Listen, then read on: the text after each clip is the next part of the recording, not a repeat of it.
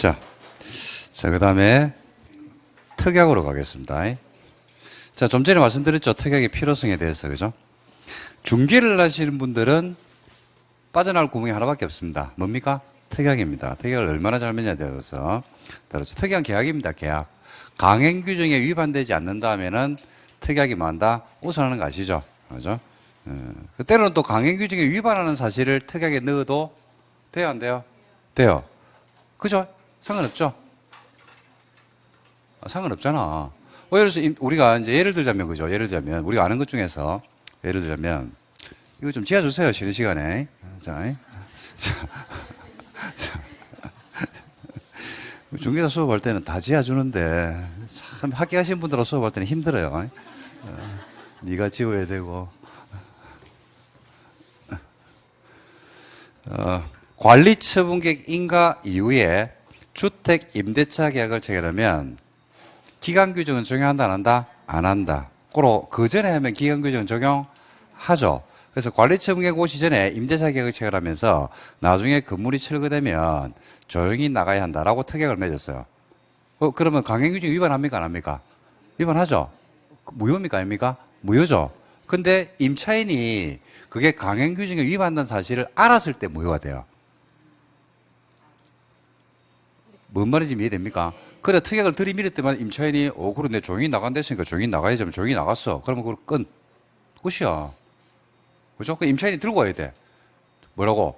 70조 5항에 따르면, 관리처분객 인가 이후에 임차인에게 임대차 계약을 체결하면 기간 규정을 적용하지 않기 때문에 관리처분객 인가 고시 이전에 체결한 계약은 기간 규정을 적용한다 라고 하면서 7조 5항을 들고 들어와가지고 이거는 이 특약은 강행규정 주택임대차보호법 3조에 위반하기 때문에 무효다 라고 이야기할 때 문제가 되는 것이지 그렇지 않으면 문제될 게 없단 말입니다. 그죠? 그래서 이제 그런 특약들을 어떻게 맺느냐 이게 중요합니다. 그래서 어떤 상황들이 이제 특약으로 들어가야 되는지 거기에 대해서 전체 정리를 좀 해드리도록 하겠습니다. 자, 봅시다. 자, 특약을 해야 하는 이유에 대해서 적어놨죠. 1. 정비구의 물건의 매매나 중개계약 후 예측할 수 없는 상황이 발생할 수 있다, 없다? 있다. 처음에는 분양자격이 있었거든요. 근데 나중에 보니까 분양자격이 없는 경우 있어, 없어요? 있죠. 그리고 처음에는 분양자격이 있어가지고 막 정비사업이 막 진행이 됐어. 근데 갑자기 정비구이 뭐 된다? 해제가 돼버렸어요. 그렇잖아요. 그죠? 근데 어떻게 할 것이냐는 문제가 제기되거든요. 그래서 예측할 수 없는 상황이 발생, 사정 변경이 생겼을 때 책임 문제 소재가 된단 말입니다. 이때 책임 소재를 분명하기 위해서 특약을 하는 것이다. 특약을 하지 않은 경우에 책임 소재가 판례가 있습니다. 그 판례를 갖다 제가 소개해놨는데 분양 대상 예부가 계약의 주요 내용인 경우에 분양 자격을 취득할 수 없는 사유가 발생한 경우에 이를 고지를 하지 않았다. 고지를 하지 않았단 말이 무슨 말입니까? 특약을 안 했다는 이야기죠. 그럴 때 공인중개 책임 범위는 어디까지인가? 이건 대법원 판결 아니고요. 고법까지 난 판결입니다. 서울 고법까지. 자, 봅시다. 공인중개사는 판례를 가져온 겁니다. 공동주택 분양권을 받을 수 있는지에 관해서 보다 자세히 조사, 검토해서 이를 정확하게 설명함으로써 올바른 결정을 할 수 있도록 도움을 줘야 된다. 재판부는 이어서 공인중개사가 조합 임원의 일반적인 이야기만 듣고 이런 경우 많죠. 그러니까 물어보는 거야. 그냥 아는 사람한테. 물어보니까 거기서 뽀로로로 이야기를 하는 거야. 그 말이 맞다라고 생각하고 그냥 중개를 해버린 거지. 그죠? 일방적인 이야기만 듣고 더 이상 공동주택 분양권을 받을 수 있는지에 대해서 더 조사하거나 검토하지 않은 잘못이 있고 원고는 이 잘못된 정보에 기초해 매매계약을 체결해야죠. 원고라는 것은 누구겠습니까? 그죠? 매수가 되든지 매도가 되든지 그죠? 여기서 매수가 될 것 같네요. 느낌상. 분양 자격을 못 얻는 사람이겠죠. 체결해야 되고 결국 분양권을 받지 못한 손해를 입었다. 고 덧붙였다. 재판부는 원고 매수인은 임원에게 답변을 들은 외에는 별다른 확인 조치를 안 했다. 그러니까 누구 책임도 있다. 매수도 책임이 있다 이거죠. 그죠? 피고 중개사 책임을 몇 프로 인정했다? 30%로 인정했죠. 그러니까 중개사 30% 책임을 져야 된단 말입니다. 자, 이걸 면하려고 그러면 뭘 해야 된다? 특약을 해야 됩니다. 특약을 해야 되고. 자, 공인중개사가 여러분 설명 고지해야 될 의무가 있는 것들이 몇 개 있잖아요. 그죠? 그리고, 우리가 일반 주택 매매 계약을 할 때도 등기부라든지, 우리가, 설명서 같은 걸 첨부하는 경우가 있어요? 없어요? 있죠? 이제 그 근거조항입니다. 자, 공통특약성의 법적 근거 들어갑니다. 정비법 122조에 보면 나와요. 그리고 시험 칠 때는 전혀 안 보는 조문이거든요. 이거는.